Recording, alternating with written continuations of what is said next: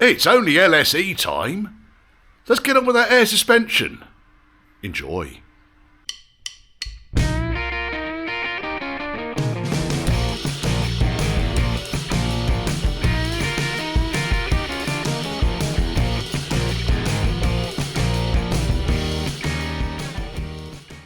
Usual message. Please check you're subscribed, if not, why ever not. If you want to contact me, it's churchhouseclassics, that's all one word, at gmail.com.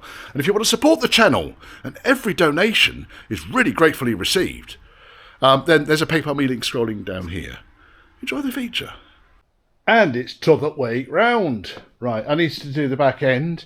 I realised last night, while I was enjoying a nice cold beer in the back garden, that it's not just airbags at the back, because I haven't polybushed the back end yet, done the front end. And as you can see, these original bushes, they're looking somewhat tired. So it's not before time. Now I've done one end, and it's a hot day today, it's a beautiful day today. But I'll show you how I do the other side. But alas, not today. 22/6 on a Saturday, I'm going home. I say it a lot in these videos, don't I? Because I tend to get to the end of the day and think, bloody hell, I didn't video anything. And then show you all the shit what I've done. Well, if you are doing this job, by the way, you need to get yourself a really good 30mm and 24mm and deep 30mm impact socket and a 24mm deep socket. There's no point getting the impact socket on the 24 really, because you can't get the Duggar gun onto the end, on this end here. But using decent sized spanners, you can more or less get the job done. Batteries come loose on my old Duggar gun. I have to tape it on, strap it up. I tried a zip tie and it just came loose again, so it's now taped up. Right, and these are all the bushes that the customer supplied. This came in a bloody great big box. Here we are, brick part, and you see on the top there, to help myself, I've written all the torque settings, which makes life just a little bit easier. So once I polybush this, and I've got the A-frame to take off as well, once I polybush this, then I can put the bags in, and then I'm working on this side to put the box, connect the box up, and we'll see if the system works on the air suspension. The reason the bumper's off is because the bumper had been incorrectly installed, and it had scratched the paint on the lower tailgate. So I've asked Steve to sort that out for me, and then I've got the bumper over here. And I'll do a bit on that, but effectively what's happened is this strip here, which holds the rubber on, has been put on back to front. The rubber's on the wrong side of the bumper blade, and there's a whole load of fixings which have been drilled through, and then they put a really thick layer of rubber on the top of it, which is what's actually, you know, rubbed through the paint on the lower tailgate, and it's the only really scabby bit of paint on the car. So it was nice to get that sorted out. When I scanned it, this is an interesting one. Where's the paint tin? Here's the paint tin over here. I don't know if it's got it written on it. Scanned it up at the local car paint chappie, and it comes back with a Kia oil blue metallic. That was the closest match by some margin. Plymouth blue was several miles away from where it should have been. So what holds these trailing arms on is 3 bolts here, and a bloody great big nut on the end of the mounting, and 1 nut and bolt here. And if you look, bolt head there, nuts on the other side. Those are usually 17 across flats, 17mm cross flats, and these chappies down here are 24. Now, you can't get the Duggar gun in there, there's just not enough room. So all I really do, girt big 24mm spanner, and if it won't shift, and this didn't shift, then you hook another spanner over the top of it, and then the last spanner gets hold of the very, very end of it, and you get yourself a metre of leverage. And it will, I'll put the camera in the other hand,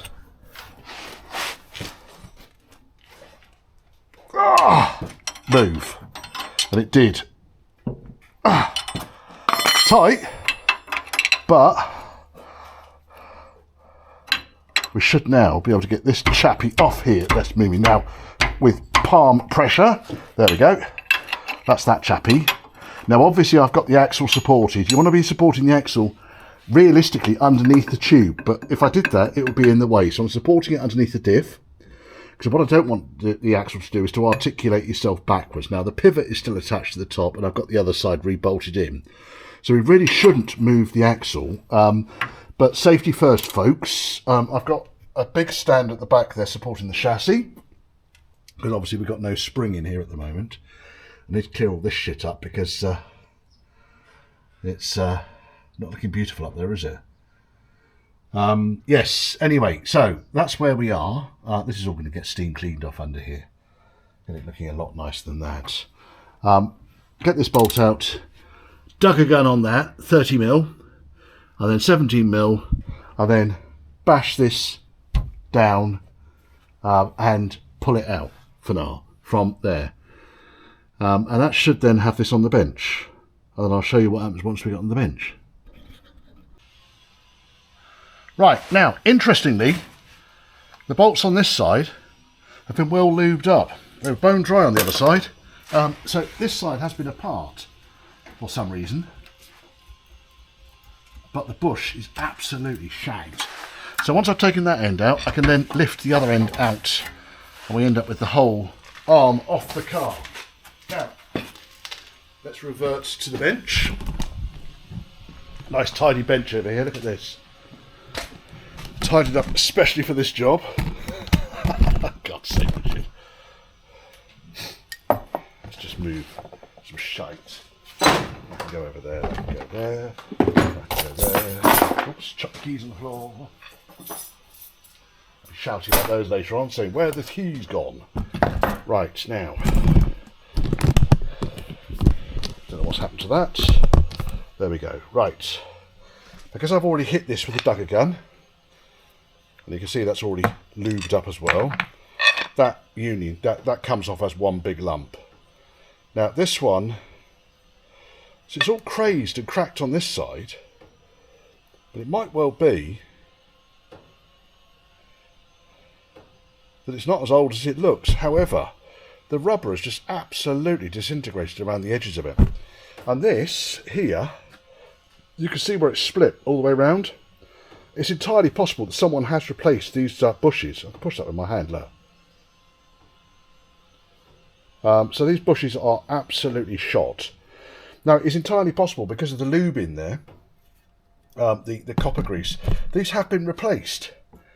And this is the issue I've now got with the replacement rubber bushing that's widely available for the Range Rover, in that it becomes then an annual service item, possibly. I don't know how old these are. Got no idea. But I think that probably would see a bit more life, but this is shot. So I need to get that out. Do it the same way with the drill bit, just going around with the drill bit, and then I should be able to, might even be able to push this out, in fact, because it feels that wobbly. Again, copper lube all over the place. So let's get this out first and foremost. Then I can look to see what's going on with the rest of it. And get it back on the car. And then once it's back on the car, I can do the A-frame. Will that come out? Rubber's very soft on this. So I suspect they are reproduction bushes. Now on these, because there is quite a tight gap between the wall and the edge of the housing, rather than leaving a whole bunch of rubber in there, I wanted to get it back as close to the metal tube as I could, which I have done, and now I can cut through that and get the old tube out. But I used a 5.5mm drill bit this time, not a 4.5mm drill bit. Come from my sacrificial box of old drill bits that need sharpening, and a spark plug. Like you do.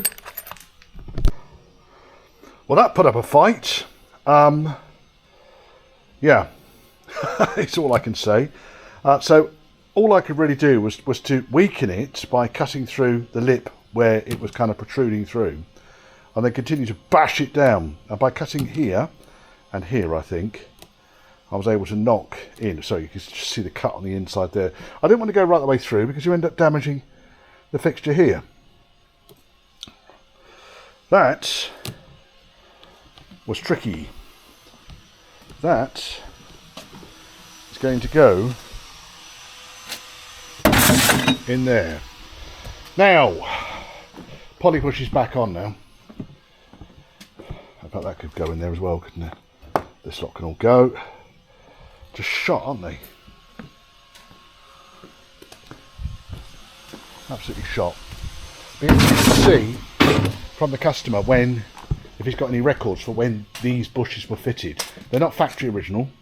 They have been fitted at some point in the more recent past, I'm going to suggest. But quite when, I couldn't tell you.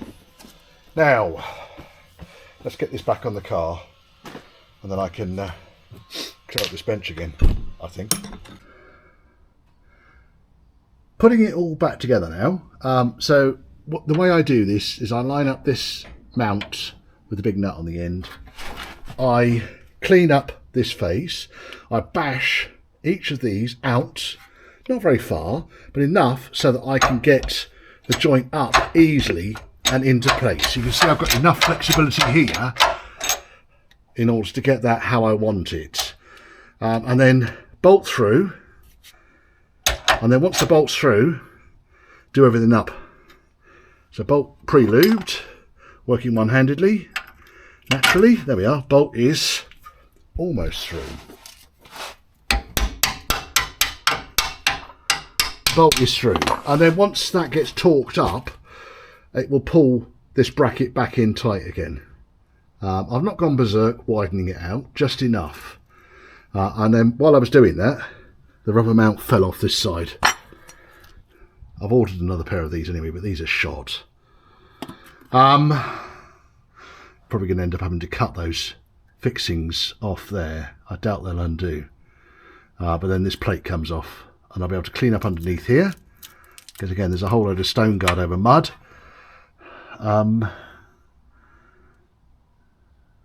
Yeah.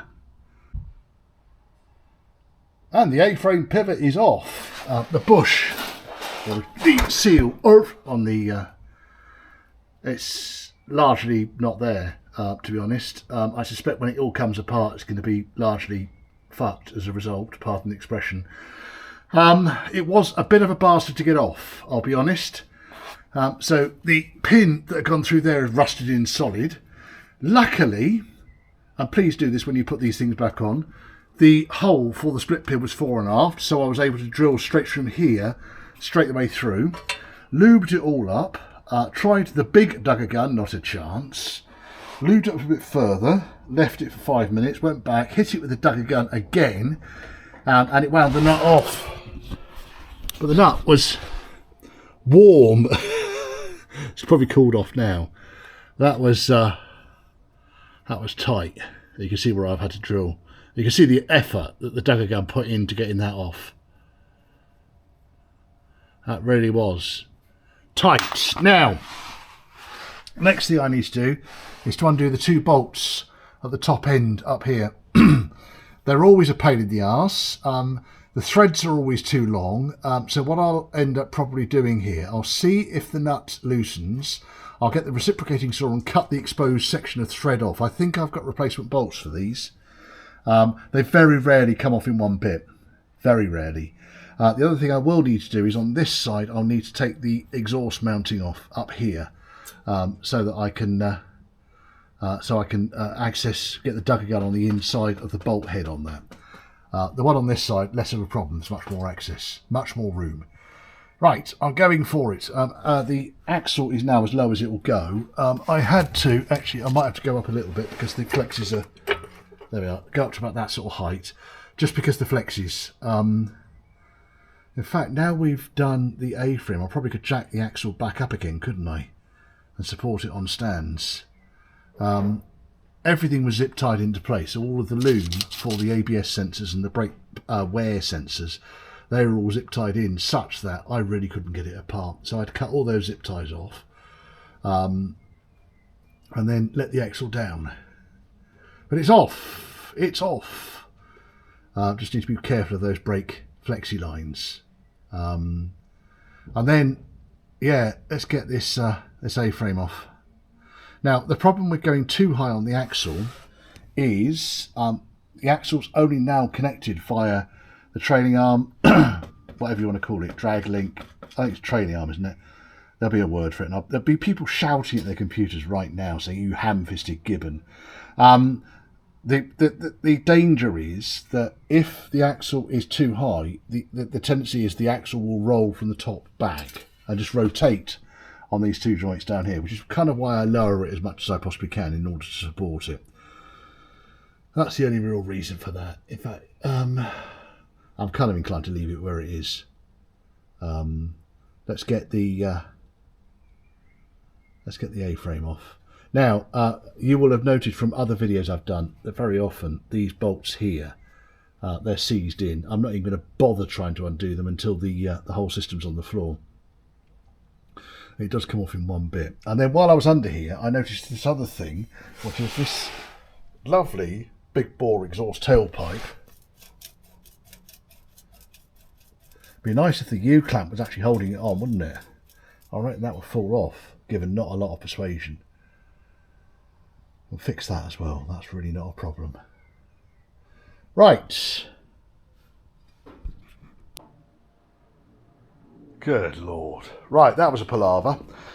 It was a palaver purely because access to the bolts, the nuts, which are on the outboard end of each of these arms, I had just used a 30mm spanner on, which was good enough. The actual bolt size, for those of you that are so inclined to do a job like this, it's been taken up. That's a brand new bolt, so it's 1 1/8 sockets. Let's go and get Monsieur Le Dugger. Oh, there's the two old bolts down there, along with the cleaning fluid and so forth, the penetration fluid. What have I done with? There it is. There we go. 1 1/8. And I had to give it some abuse on the. I started out with the giant Dugger gun, and then moved on to the smaller Dugger gun to get the bolts out. I suspect they've been in since the car was first built. This pin, for a second, you can see the gauge is completely gone, but I've also got a couple of mil of up and down movement on that. So yeah, that was shagged out. Now, my next challenge is going to be to get these two bolts out, and they could be a lot of fun. So we are 5 o'clock on a Sunday, and this might just wait until tomorrow because I need to bugger off home. So I'm pleased I got it off anyway. I should say. Now let me rephrase that. I'm pleased I pulled it off. Now let's look at the state of these bushes. Well, that one's torn all the way around the outside up there.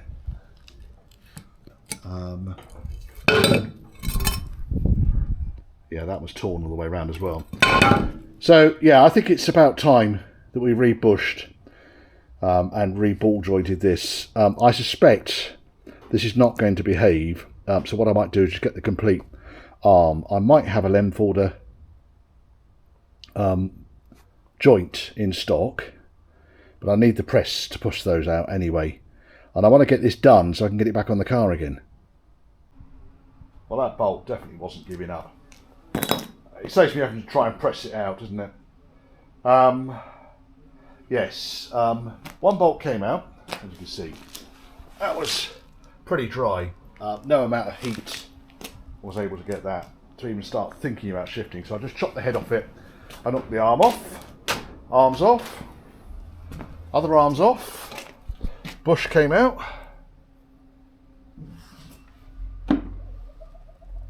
ready to go back on once the new pivot comes, which is coming hopefully tomorrow. Get this back on again, get the A-frame back on, get the springs on. Be nice, wouldn't it?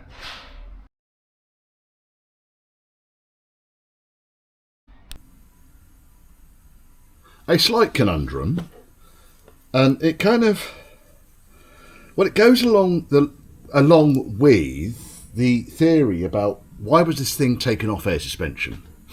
So the slight conundrum is I've connected all the pipes back up to the valve block again using the colour-coded sleeves, because each one has very helpfully got colour-coded sleeves, excuse me. And they all fit in, except I got an extra one. Oh, well, that's not very helpful, is it?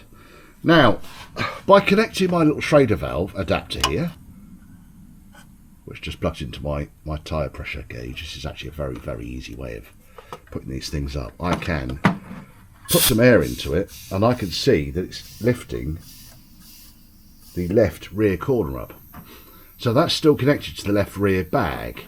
Now, if I remember rightly, there wasn't a huge amount of pressure in there. I don't want to be putting enormous amounts of pressure in these. I just wanted to see if the bag was starting to inflate. Now, these four here, so the red, the blue, the yellow and the green, are for each of the four corners. Well, there it is. It's in the ROM. I'll pull back a little bit so you can actually read what's going on the screen there. But back left spring is red. Back right spring is blue. Front right spring is green. And front left is yellow. And then we've got the other key pipes on there, which are the reservoir is brown, the accumulator, and the exhaust is violet. And then, of course, then you've got the air inputs. So we're right with that. So what I'm going to do next is connect up the Schrader valve. Put the books away. Laptop can go away as well.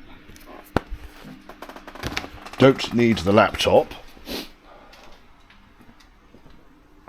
Another surprise out there.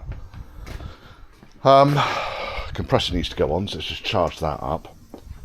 Because that's almost completely out. Right, so if I connect up the little Schrader valve, it has connected. Put some air in it.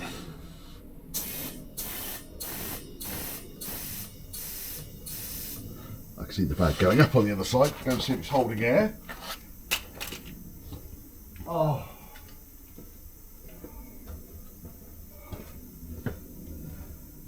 It is. So that's back left.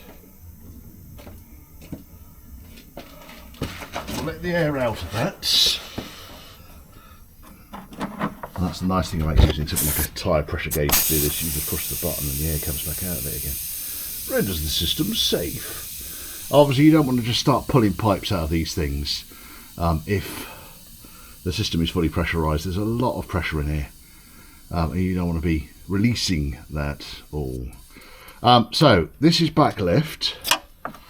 So it needs to go into back left, which, if we remember rightly, going back to my books I've forgotten already, because this is the way I work. You can complain all you like. Hand-fisted gibbon. Ah, it was red. So back left is red, which is that top one. Fucking torch and the camera in the way. So what might happen in a second is the camera might have to go away and out of the way so that I can get in here and get these out right now. So there's the red pipe is now off. So I'm going to unknot the red pipe from the rest of them here. And again, we're trying to do this job without knocking the camera over. So this might be a... Sorry chaps, we're not doing this with the camera.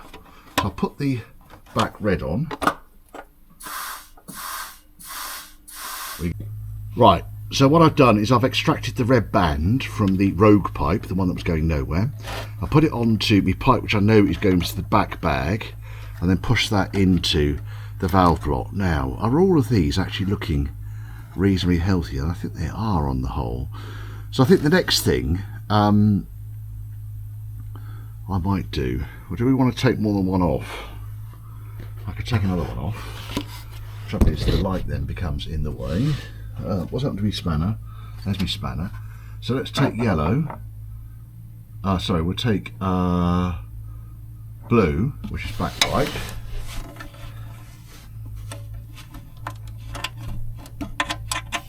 Which is there.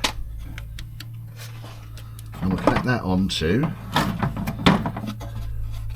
this, and we should see back right elevating. Well, it's not going to elevate much. It's not going to elevate much purely because there isn't much. That's not working. Why is that not working? Right. So that's moving that bag, which is good. Put that back down again. And I can extract. Pop that back into the valve block. I've got the two fronts.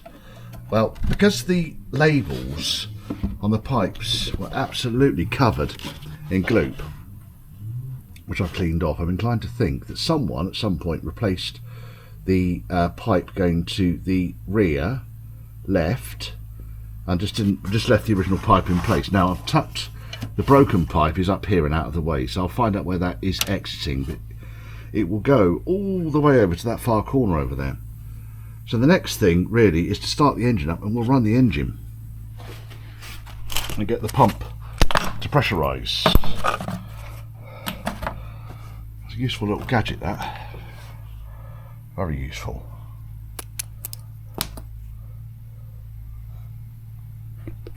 Right, I can't check any more on this. It's time to actually do something. So all the bags connected. I've bolted the box back onto the chassis rail. All the stands are out. As you can see, the wheels are on. Let's see if it raises.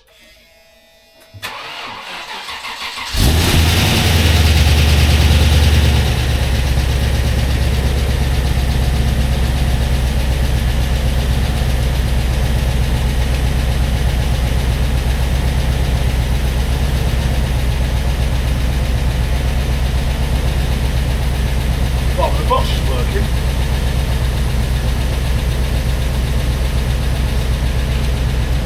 So you can tell it.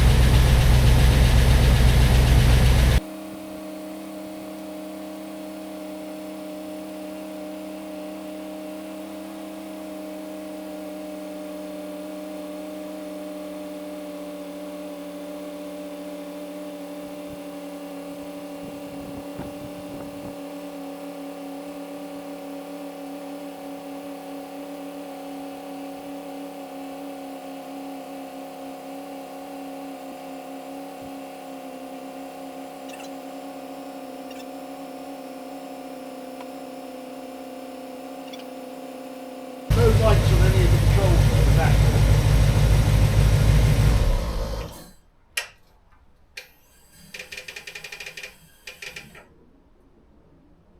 More or less came straight back down again though. Let's work out we can do what's going on with the lights on the dash. So I've got the lights are on. Lights are on.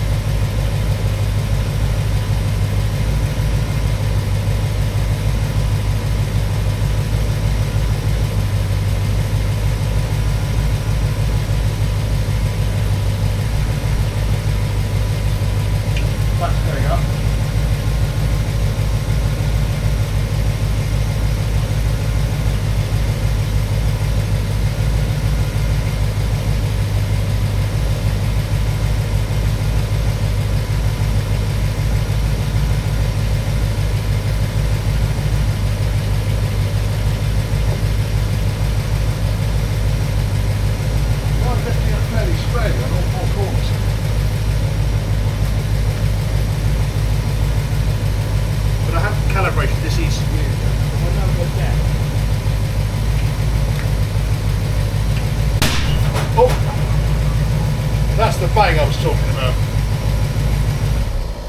So which one was that just went? I think it was this side. It was this side, this corner. I suspect the pipe came off. Right, let's find out what happened there then. But briefly, the air suspension was functioning.